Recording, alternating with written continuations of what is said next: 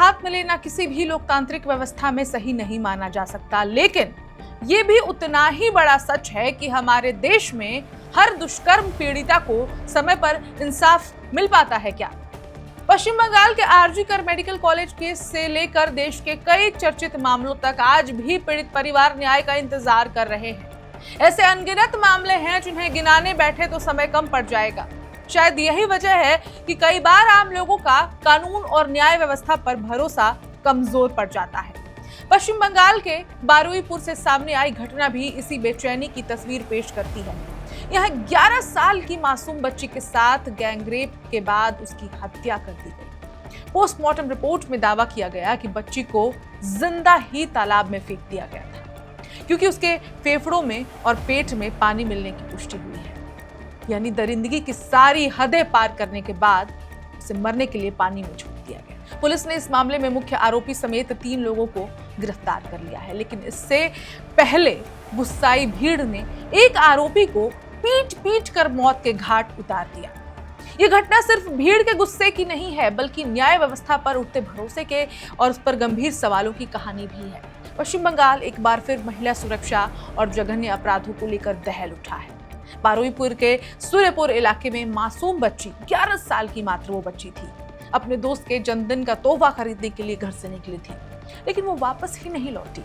उसका शव क्षत विक्षत अवस्था में सूर्यपुर हाट के पास एक तालाब में बोरे के अंदर बंद तैरता हुआ मिला। पोस्टमार्टम में प्रारंभिक रिपोर्ट से खुलासा हुआ कि मासूम के साथ बर्बरतापूर्वक सामूहिक दुष्कर्म किया गया था। मात्र 11 वर्ष की बच्ची, उसके साथ सामूहिक गलत काम। सोचकर भी हमारी और आपकी रूह सिहर जाएगी। क्या ऐसा करने वालों की रूह नहीं सिहरती? क्या उनकी जमीर उन पर धिक्कार नहीं देती है? और अगर ऐसा वो लोग करते हैं, उसके बाद इस देश का कानून लंबी प्रक्रियाओं, तारीख पर तारीख की स्थिति बनाती रहती है। और यही कारण है कि आम जनता को जब कानून पर भरोसा नहीं होता है और उनका गुस्सा इस प्रकार फूटता है कि बंगाल के इस केस में आरोपी को भीड़ ने ही पीट पीट कर उसकी सजा दे दी, मौत के घाट उतार दिया। पोस्टमार्टम की प्रारंभिक रिपोर्ट में खुलासा हुआ है कि मासूम के साथ बर्बरतापूर्वक सामूहिक गलत काम किया गया और उसके सिर पर भारी वस्तु से हमला करने के बाद जिंदा ही तालाब में फेंका गया, जिससे डूबने के कारण उसकी मौत हो गई। अब इस खौफनाक वारदात की खबर फैलते ही पूरे इलाके में भारी जन आक्रोश फूट पड़ा। उग्र ग्रामीणों और परिजनों ने पुलिस पर लापरवाही का आरोप लगाते हुए बारुईपुर जयनगर रोड और रेलवे ट्रैक को जाम कर दिया, टायर जलाए और कई पुलिस वाहनों में तोड़फोड़ और आगजनी की। इसी हंगामे के बीच आक्रोशित भीड़ ने एक 26 से 40 वर्ष के बीच का एक युवक है, इंद्रजीत मंडल, उसको पकड़ लिया। इसी इंद्रजीत मंडल पर आरोप था आरोपियों का साथ देने का, यानी कि जो लोग थे उनमें ये भी शामिल था, जो दरिंदे थे उनमें ये व्यक्ति भी शामिल था, इंद्रजीत मंडल। और भीड़ ने इसके बाद से उसे लाठी डंडों से इतना पीटा कि उसकी मौके पर ही मौत हो गई। सुन के ये आप बहुत लोगों को लग रहा होगा कि भीड़ को कानून अपने हाथ में नहीं लेना चाहिए, और इस कहानी की शुरुआत में ही हमने आपसे कहा था कि लोकतांत्रिक देश में कानून को हाथ में नहीं लेना चाहिए। लेकिन फिर वही मुद्दा आता है ना, ये तो बंगाल की घटना है। क्या सिर्फ बंगाल ही?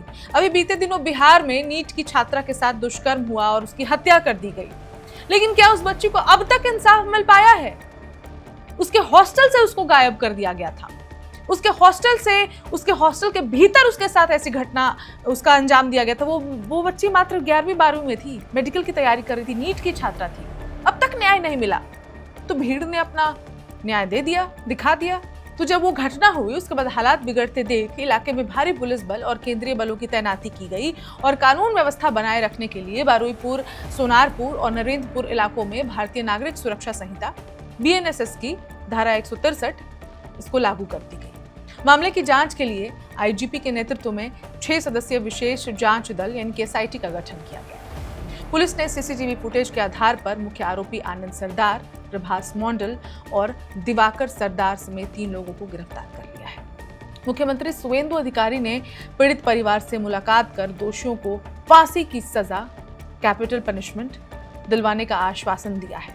इस पूरी झकझोर देने वाली रिपोर्ट और जमीनी हालात को देखने के बाद आप भी सोचेंगे कि इस देश में लोगों को क्या हो गया है, किस तरफ ये देश मुड़ चुका है। और ये महिलाओं के साथ बर्बरता की ये कोई पहली घटना नहीं है। सदियों से आ रही है, लेकिन ये बढ़ती जा रही है। ये दुखद बात है। दरअसल बरुईपुर के सूर्यपुर हाट इलाके में तालाब के पास लोगों को एक संदिग्ध बोरी दिखाई दी थी। जब बोरी खोली गई तो उसके अंदर 11 साल की बच्ची का शव था। इस खौफनाक दृश्य को देखकर इलाके में सनसनी फैल गई। सूचना मिलते ही पुलिस मौके पर पहुंची और शव को पोस्टमार्टम के लिए भेज दिया गया। शुरुआती जांच में ही दुष्कर्म के बाद हत्या की आशंका हुई, उसकी पुष्टि भी हुई। इसके बाद स्थानीय लोगों का गुस्सा फूटा। आक्रोशित लोगों ने बरुईपुर जयनगर सड़क को पूरी तरह से जाम कर दिया, क्योंकि लोगों ने पुलिस पर आरोप लगाए कि पुलिस ने भी इस केस पर ध्यान नहीं दिया था शुरुआती दौर पर। प्रदर्शनकारियों ने टायर जलाकर विरोध जताया और कुछ पुलिस वाहनों में तोड़फोड़ की, जैसा कि हमने आपको पहले भी बताया। लोगों की मांग थी कि बच्ची के हत्यारों को तुरंत गिरफ्तार किया जाए और उन्हें फास्ट ट्रैक कोर्ट में कड़ी से कड़ी सजा दी जाए। प्रदर्शन लगातार उग्र होता गया और इसी दौरान भीड़ ने, जैसा कि हमने आपको बताया, कि एक व्यक्ति को पकड़ लिया जिस पर बच्ची की हत्या और दुष्कर्म में शामिल होने का आरोप था। इसके बाद हालात पूरी तरह बेकाबू हो गए। भीड़ अपना गुस्सा कंट्रोल नहीं कर पाई और गुस्साई भीड़ ने आरोपी की बेरहमी से पिटाई शुरू कर दी। पुलिस जब तक मौके पर पहुंचती तब तक उसकी मौत हो चुकी थी। प्रेसिडेंसी रेंज के पुलिस महानिरीक्षक कांकर प्रसाद बरुई ने पुष्टि की कि लड़की की मौत के मामले में शामिल होने के आरोप में एक व्यक्ति की भीड़ ने पीट कर हत्या कर दी है। इस बीच पुलिस ने मामले में तेजी से कार्रवाई करते हुए 4 लोगों को गिरफ्तार किया। अधिकारियों का कहना है कि जांच अभी जारी है और जो भी इस अपराध में शामिल हो पाया उसके खिलाफ सख्त कानूनी कार्रवाई की जाएगी।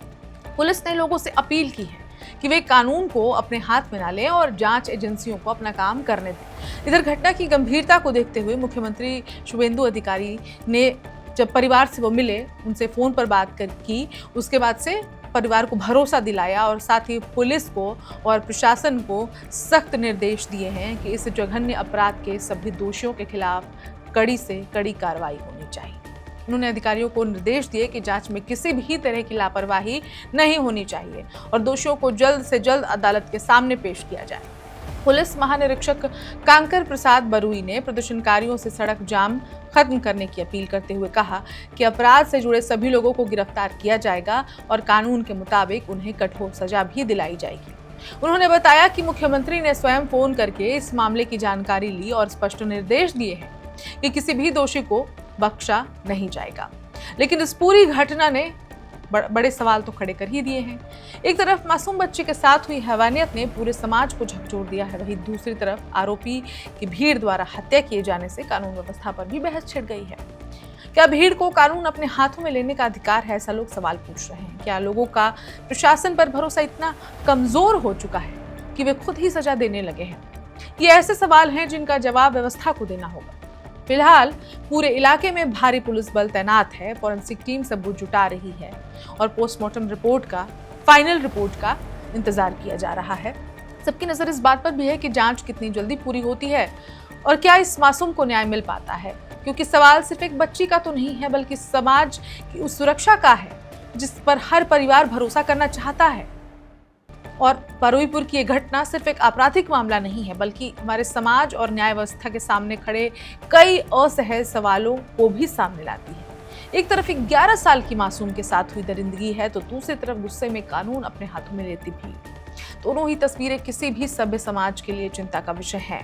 अगर लोगों का कानून पर भरोसा मजबूत होता, अगर उन्हें ये विश्वास होता कि दोषियों को जल्दी और कठोर सजा मिलेगी, तो शायद ऐसी भीड़ तंत्र की घटनाएं देखने को नहीं मिलती।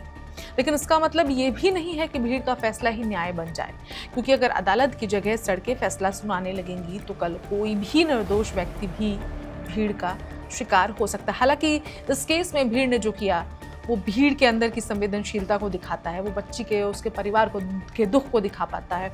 और हमारे और आपके जैसे लोग भी शायद उस समय वहाँ पर मौजूद होते तो शायद वो भी खुद को रोक नहीं पाते जब सामने आपके ऐसा जघन्य अपराध करने वाला व्यक्ति खड़ा हो। हालांकि ज़रूरत दोहरी है, एक तरफ मासूम बच्ची के साथ हुई इस हैवानियत के सभी दोषियों को फास्ट ट्रैक कोर्ट में जल्द से जल्द सख्त सजा मिले और दूसरी तरफ न्याय व्यवस्था इतनी तेज और पारदर्शी और भरोसेमंद बने कि किसी नागरिक को कानून अपने हाथ में लेने की नौबत ही ना आए। फिलहाल पूरे देश की नज़र इस मामले की जांच पर है। देखना होगा कि क्या इस बार सिर्फ गिरफ्तारियां होंगी या फिर पीड़ित परिवार को वास्तव में इंसाफ मिलेगा, और ये सबसे बड़ा सवाल बना हुआ है। इस खबर में इतना ही। अपडेट्स जो भी आएंगे उन्हें हम आप तक पहुंचाते रहेंगे। मैं हूं ऋचा और आप देख रहे हैं one India Hindi. Subscribe to One India and never miss an update. Download the One India app now.